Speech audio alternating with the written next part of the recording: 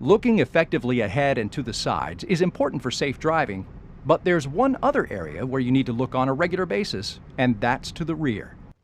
Using your mirrors to successfully change lanes and merge is described later in the course. This segment focuses on checking traffic behind when you're slowing down and backing up.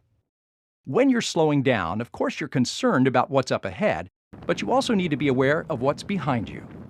A driver directly behind you may be slow to realize that you're slowing down, especially if you have to brake quickly.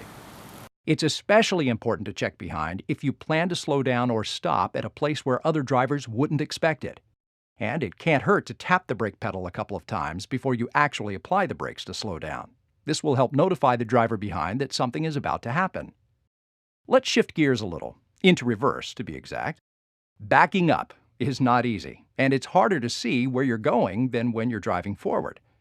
Fortunately, you have side and rear view mirrors, but using just the mirrors while backing won't let you see everything you need to see.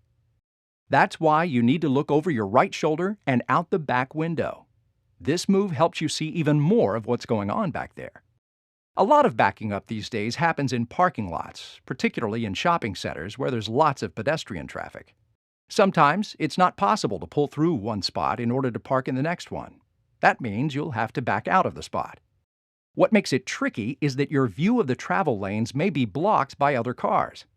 In this case, treat it like any other blind intersection and ease out slowly.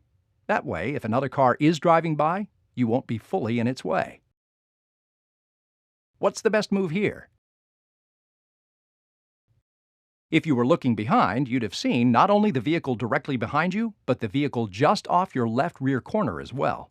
That vehicle is too close for you to change lanes to the left, so your only option is to slow down. Here, you're ready to leave your parking spot. What are your next moves? After shifting into reverse, look over your right shoulder. Your view is partially blocked, so it's hard to see into the lane you're backing into. You'll have to slowly ease out, continuing to look for any nearby vehicles. Most of the time, driving conditions are clear and dry, and don't prevent you from seeing what you should be seeing on the road. But even when it's bright outside, the sun may not always help you out. Glare caused by the sun just after sunrise and just before sunset can make it much harder to see ahead. Sunglasses can help if they're polarized to reduce glare. Also, your sun visor can help to block out the sun. When the sun is in your eyes, it can be hard to see what the car ahead is doing. This is one more time when it pays to leave a little more following distance. Rarely will visibility be absolutely perfect where you're driving.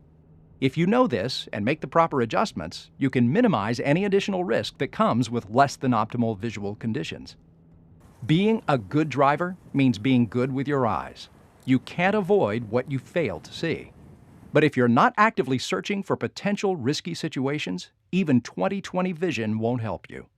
So constantly scan your path ahead, continually searching for space to move into if you need to, identify anything that obstructs your vision, and most of all, keep your eyes moving.